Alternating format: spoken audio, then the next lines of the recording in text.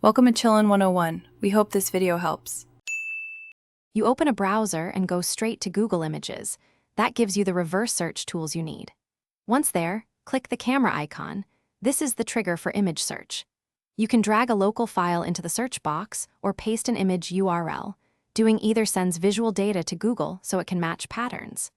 Make sure your file is a common format like JPEG or PNG, and that the image shows the subject clearly before you move to the next step. Now refine how Google interprets that image by cropping to the main subject or rotating so it's upright. This improves detection accuracy.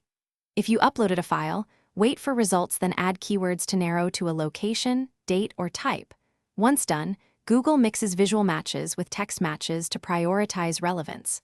On mobile, tap the lens icon and select areas of the photo to focus.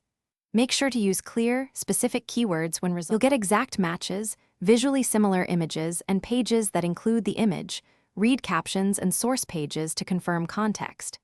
If results are irrelevant, try a higher resolution photo, a different angle, or a cropped region.